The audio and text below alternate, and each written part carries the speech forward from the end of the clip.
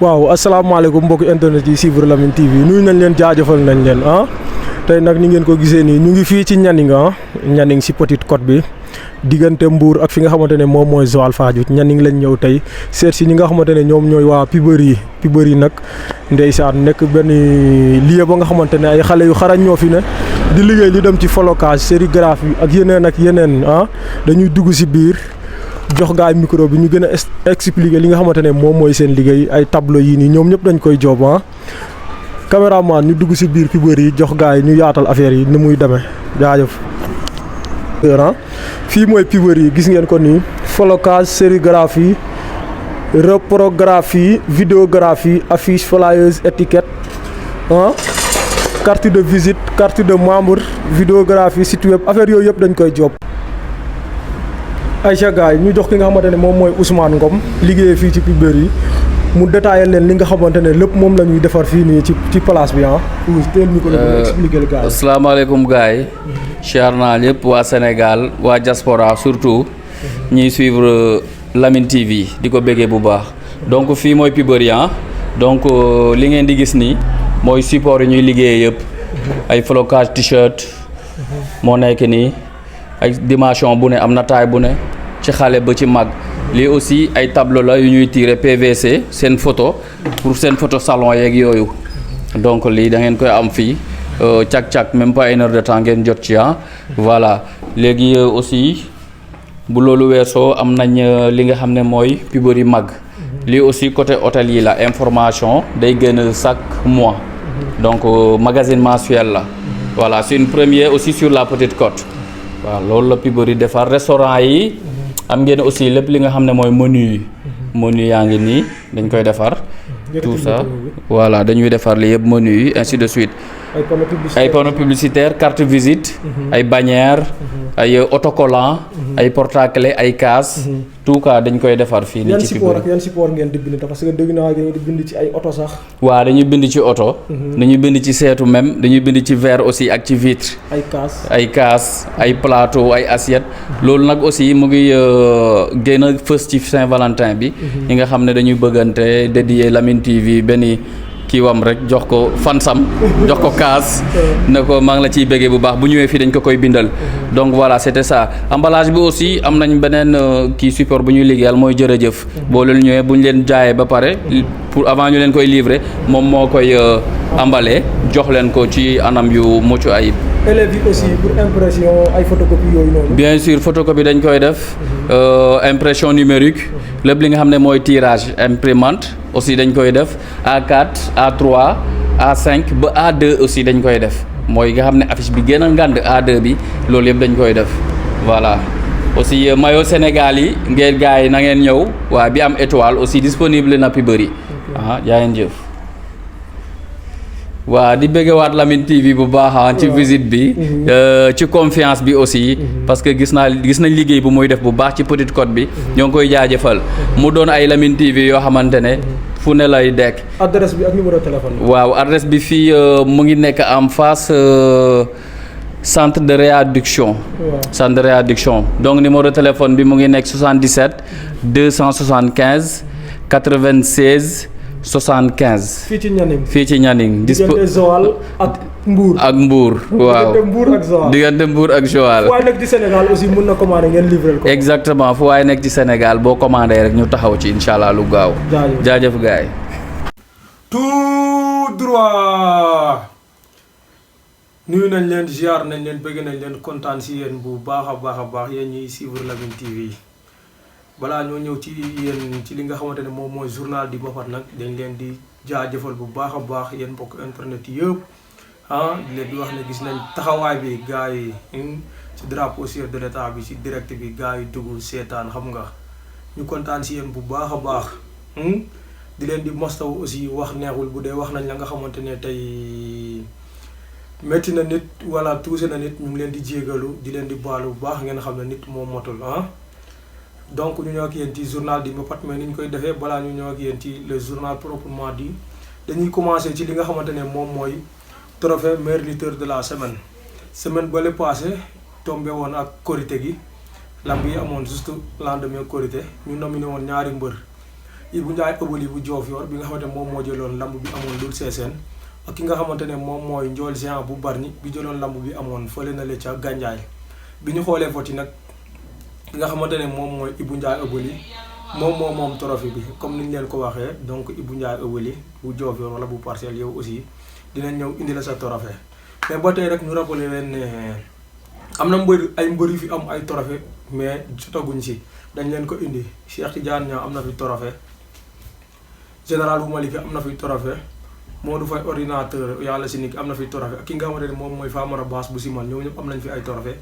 lépp dañ programmé indil leen ko incha allahu rabbi yaatal ak yéen ngeen bëggee seen fans yi voilà noonu la demee.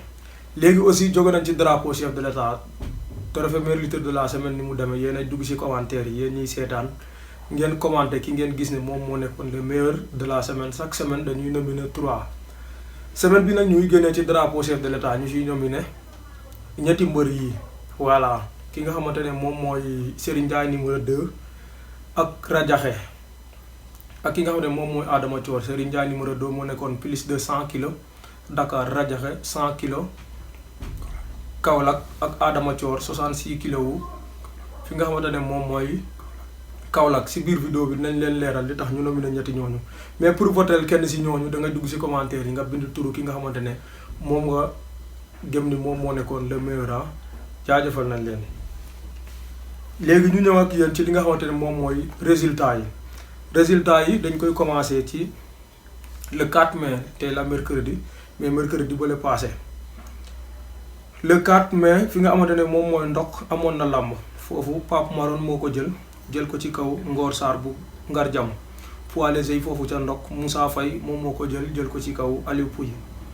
Mbadaxun amoon na làmb Mbadaxun ñoxor bu mbul laaxaar wala jéen moom moo ko jël ko ci kaw Cheikh Tine poids léger yi foofu ca Mbadaxun ki nga xamante ne moom mooy Cheikh Dione moom moo ko jël ko ci kaw Itel mobile bu Farabugum Njabang aussi amoon na làmb foofu Arara bu Sokone moom moo ko jël ko ci kaw Jaata Faye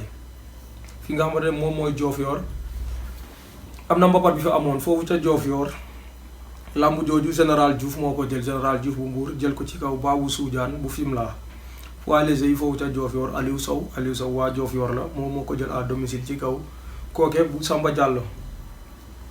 bu jógee ci le 4 mai ñu dem ci le 5 mai le 5 mai fi nga xamante ne moom mooy Ngalxa yaay ci 5 bi la doon jeex foofu Idi bu Ngëriñ moom moo ko jël ko ci kaw Biram Bisin Sène poids léger yi benn waay bu ñu wooyee Baara jël ko ci kaw Zil Balde bu dëkk Kaado. léegi fi nga xamante ne moom mooy Caareloog amoon na làmb wàllu foofu ca Caareloog Njaga Doole moom moo ko jël ko ci kaw Zarko bu Mbassis waa léger yi koor bu Mbassis jël ko ci kaw Cerno bu Sum fi nga xamante ne moom mooy Bakakak amoon na làmb Bakakak foofu général bu Malika moo fa dem final beneen demi final bi jotul egg dafa am ay problème ba lamb ji fa la jaaree yàqu mais général bu Malika taxawoon na final di xaar beneen demi final bi mais affaire yi jotuñoo bëre final bi. Njaanjaay Wolof amoon na lamb Njaanjaay Wolof foofu Mamu Ndour bu Mbassis moom moo ko jël wala Maam Ndour bu Mbassis moom moo ko jël ko ci kaw Ousmane Sambare foofu tànk yi. Yadim Thior moom moo ko jël ko ci kaw Aliou Rigo noonu la demee. léegi le 7 mai fi nga xamante ne moom mooy Marloch amoon na làmb Marloch nag dafa am làmb Martis jóge Mar Favako ñëw jël ko ci kaw Sele bi nga xamante ne moom moo jóge Marsolo donc Marloch moo tëgg yeneen ñaari mar yi ñëw final noonu la demee. loolu mooy làmb yi nga xamante ne amoon na ci biir semaine bi avant drapeau chef de l'état bi. bi ñu demee ci drapeau chef de l'état bi résultat yi nii la demee par équipe yi région de Dakar moom moo ko jël ko ci kaw région bu Fatick final bi Dakar moo gagné Fatick 4-1. li nga xamante ne moom mooy tournoi wala drapeau open bi Serigne Ndiaye numéro 2 Moussa Ndiafat wala Coriace mbëru Badalees bi moom moo ko jël ko ci kaw Ngañ Seen. bu ñëwee ci compétition individuelle yi. plus de 100 kilos yi moom Serigne Ndiaye numéro 2 Moussa Ndiafat wala Coriace rek doomu Medina bi le poulain de Moustapha Gueye nekk écurie Fass moom Serigne Ndiaye moom moo jël plus de 100 kilos yi jël ko ci kaw Doudou Sané. Serigne Ndiaye 2 Dakar moom moo jël plus de 100 kilos yi ci kaw Doudou Sané région Fatick. 100 kilogrammes yi Radiakhé ñëwoon région Kaolack moom moo ko jël ko ci kaw Ibso Sowal ñëwoon région Tambacounda. 86 kilos yi Bandi 40 ans bi nga xamante ne région Fatick la ñëwoon moom moo ko jël ko ci kaw ordinateur bu Sali région Matam la ñëwoon. 76 kilos yi Ngor Ñaax ñëwoon région Kaolack moom moo ko jël ci kaw Ismaïla ak Kasa bu Munde ñëwoon région Fatick.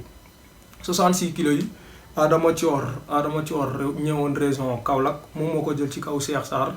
région Fatick. donc seetlu bi ci individuel yi mooy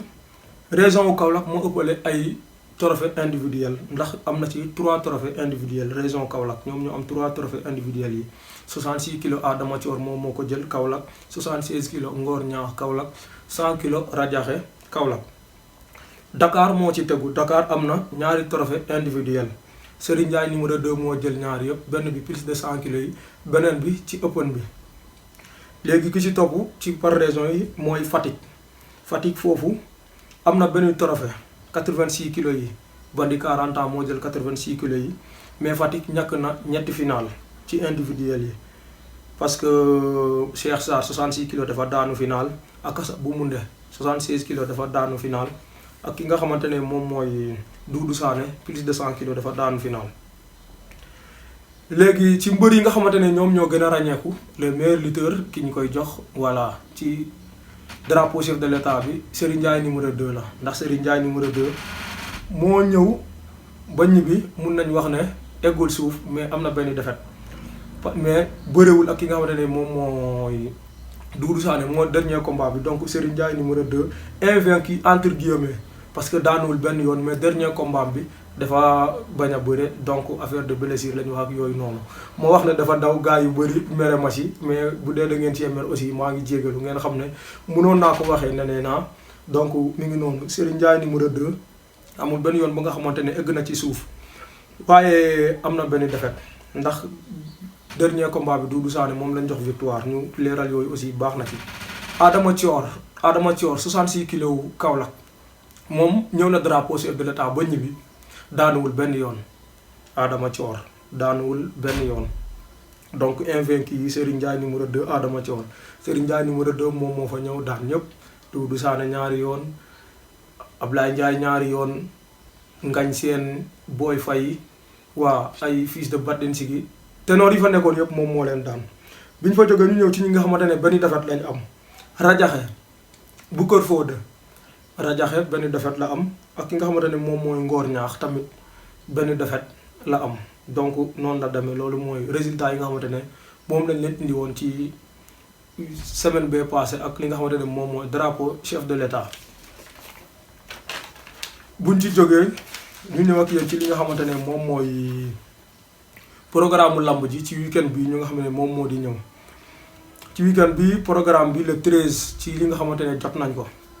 le 13 fi nga xamante ne moom mooy Sangaay wetu Ñaaxar am na lamb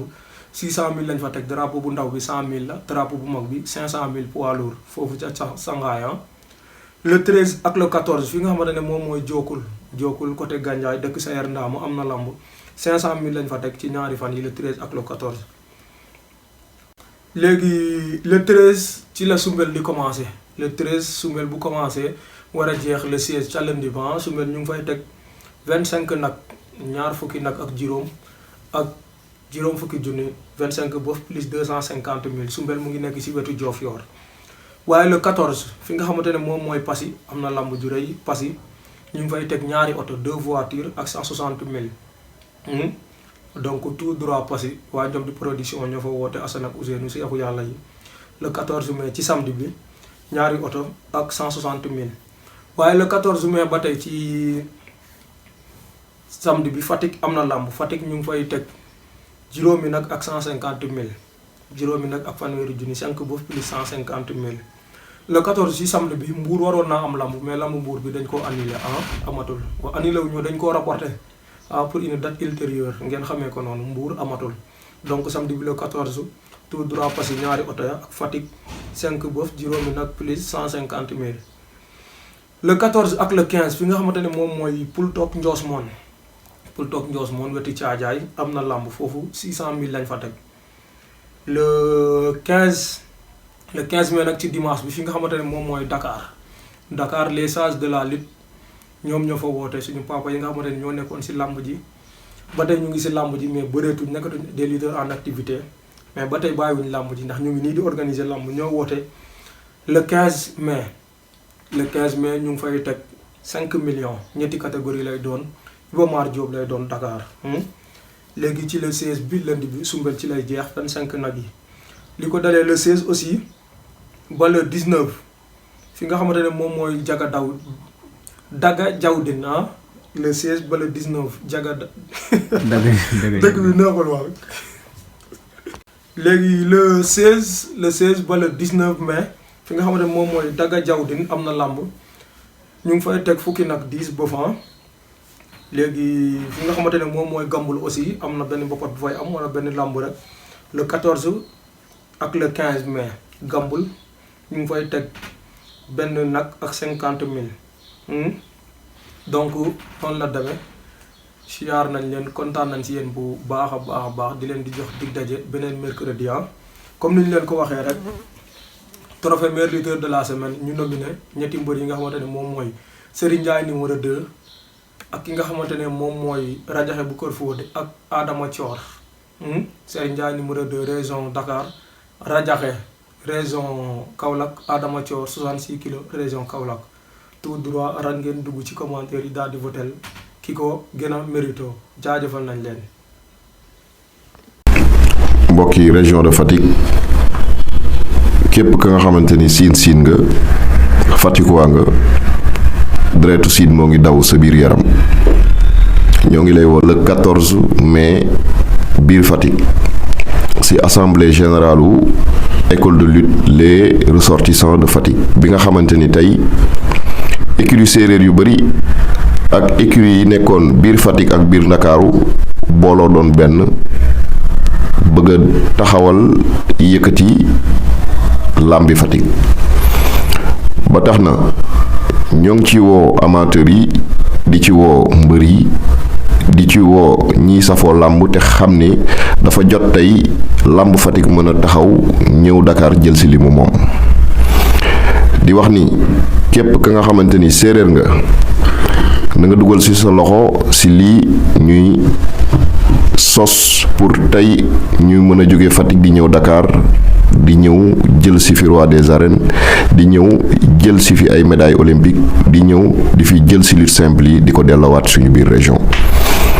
Fatick ñàkkul mbër Fatick ñàkkul encadrement Fatick ñàkkul ñu mën làmb ak ñu bëgg làmb mais Fatick li mu ñàkkoon mooy xale yi fu ñuy dajaloo di entraîner ak encadrement bu leen di jëlee biir Fatick di leen indi Dakar ñuy bëri si ñoo ngi woo tey autorité Fatick yépp wax leen ni que muy ñi nekk ci pouvoir que muy ñi nekk ci opposition ñu xam ne lii du yëfi politique yëfi Fatick la ñu booloo ñoom ñëpp jàppale xale yi pour li nga xamante ni moom nañ safoo di làmb yàlla mën leen see dimbali ba ñu mën see tekki tela si seen waajur di wax ni ñëpp ñi nga xamante ni siggil nañ sportu Fatick si bés boobu bëgg nañ la see décorer ancien gloire yi newoon biir Fatick te yëkkati làmb Fatick bëgg nañ leen décorer